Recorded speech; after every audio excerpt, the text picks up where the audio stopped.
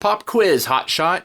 You're doing well on all your written examinations in school, but you have some anxiety and nervousness around your practical examinations. What do you do?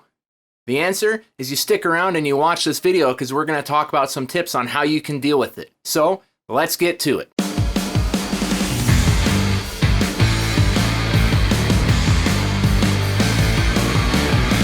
Hi everyone, welcome to another video. Hey, if you haven't met me before, my name is Jim. All you have to know about me is I'm a physical therapist. I'm extremely passionate about what it is that I do, including helping other individuals become physical therapists and sharing my knowledge and expertise with the general public however I can to help benefit them. So, if that sounds like you in either way, shape, or form, be sure to hit the like and subscribe button so you get all the content that I'm delivering. Alright, let's get to today's video. Alright, so we're talking about anxiety when it comes to practical examinations. Now, if you're in PT school or any other type of situation or schooling where you have practical examinations, it can be really unnerving just to have someone sitting there watching you like you're under a microscope as you're going through what it is that you would be doing for your examination. Now, that's okay. You need to understand that. And that's actually tip number one, is just understand that it's normal to kind of have some nervousness and a little bit of anxiety with these types of examinations. All it means is that you want to do well in school, and so you want to do your best. And again, when you're in these situations, it's just a little bit uncomfortable. So remember that pretty much everyone goes through it, whether it's just for one exam or for all of them, or they have a lot of it, they have a little of it. The point being is that we all have to deal with it, and just remembering that and knowing that can really help kind of put your mind at ease before you go into that examination. All right, now for tip number two. Tip number two, practice as much as you can with other students and with friends and family members and anyone that you can. Now that sounds a little bit obvious and straightforward, but let's break it down and dissect it a little bit more. So when we're talking about going and practicing your kind of hands-on skills and your examination skills with other individuals, remember a couple of things here. If you're someone like me who just kind of likes to study a lot on their own, that can be a good thing, but there's just times where you need to be studying with other people or practicing with other people. If you have students that you can practice with, so fellow students in your program, I would recommend that you use them as you do your examinations to ask for their feedback on things you might have forgotten about or ways that you can improve. However, if you're practicing with, say, a family member or a friend who's not in the program and doesn't understand any of what you're going through on your walkthrough with these examinations, I would then use that to, again, think of them as a real patient. So meaning even if you mess up, you still just keep on proceeding as best as you can. They likely won't even know that maybe you made a mistake or you forgot something. Now, what that means is that when you're practicing with those individuals, they can't tell you what you need to improve on per se, or they can't tell you what you forgot. So keep that in mind, but use those types of individuals in ways where you say, hey, this is a real patient and I'm just going to do this as if I would treating them in the clinic. When you're working with those students and those peers who have your knowledge and training and maybe are preparing for that same practical examination, those are the ones where you want them to say, hey, you forgot about this, or you need to work on that a bit more, because again, they have that understanding of what it is that you're doing and what you need to maybe improve on and get a little bit better at. All right, tip number three. Now, tip number three kind of is going to seem like tip number two, but it's still distinctly different.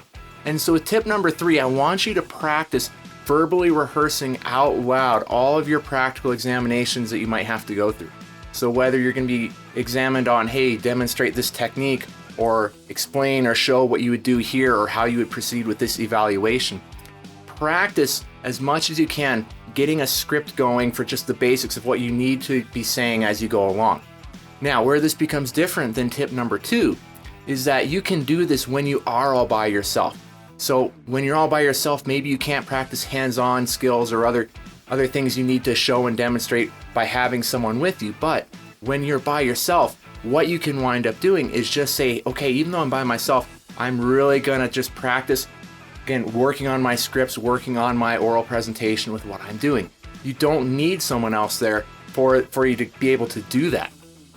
And that's really important to keep in mind, because if you're finding that, hey, you're having a hard time getting your time schedules so that you can actually study with other individuals, whether they're family members, friends, or classmates, even if you're by yourself, don't feel helpless. You can still work on these scripts and these verbal presentations by yourself. All right, tip number four. Now, when it comes to the actual examination that you're going to be doing, remember, it's okay to take a few seconds and pause and collect yourself before you start and proceed with the practical examination that you're being evaluated on. Now, it can feel like you're taking forever when you do this, but as long as you're only taking a couple of seconds, it's okay to just sit there and quickly collect yourself before you begin. Your professors or evaluators are likely to even appreciate that because it just shows that you're collecting yourself and you're making sure that you have your thought processes ready to go before you proceed. That's not really a whole lot different than how it works in the real world anyways. When you get into clinics and you're doing these types of things, you always want to take that extra couple of seconds just to make sure that you're about to proceed with what you feel is the best intervention or the best treatment technique. Now, if you're still uncomfortable with the thought of this, all you have to do in that situation is just say to the patient who you're maybe treating in this examination or whoever it is that you're performing your technique on, you just quickly say, okay, so I have a good understanding of what it is that I need to do, and I'm just going to take a quick second to make sure that, again, I'm going to be doing the best possible job I can here. It doesn't have to be in those words, but something along those lines. Again, what that just does is that just in a non-direct way, actually more in a direct way, but what it does is it just lets your examiner or, again, the evaluator or even the person that you're performing these treatment techniques on, it just kind of lets them know where you're at and kind of why you're taking a couple of extra seconds. All right, tip number 5. Now, as always, I'm saving the best tip until last. It's just my style. I love just ending on something really, really good. And so for tip number 5, I want you to remember that above all else, you want to avoid making safety-related mistakes over technique-related mistakes.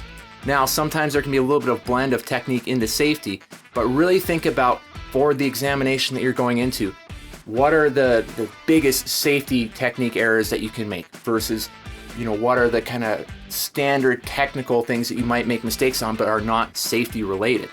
Now, that's an important thing because anytime you're going through a practical examination, safety of the patient that you're treating or assessing or doing anything towards, safety is always number one. Your professors also know that, again, you're new with your skills and you're still developing them and you're still getting them stronger. So again, they're likely to be more lenient with that than just with blatant safety mistakes that could compromise either the safety of the patient or the individual that you're treating or assessing or doing any work on, or even safety of yourself. So keep that in mind and remember that if you are going to make mistakes, make sure they're not safety related. Now again, that also comes in really handy because when you're in the real world, that's the mindset you need to have, right? Above all else, do no harm. Keep that in mind, not just for when you're in the real world of working in the clinics, but during these examinations as well. That's going to really, really help you out in a lot of ways if you can remember that. All right, everyone, that's it for today's video. Short, sweet, and to the point. I hope you got some good information out of it. Now, if there's other great tips that you feel I haven't covered, but that you want to share to help other individuals out, make sure to leave them in the comment section below for other people to read. All right, everyone, that's all I've got for you today. I'm hoping you're doing well and this video finds you in good spirits. So take care of yourselves, and with that being said, I'll see you in the next video.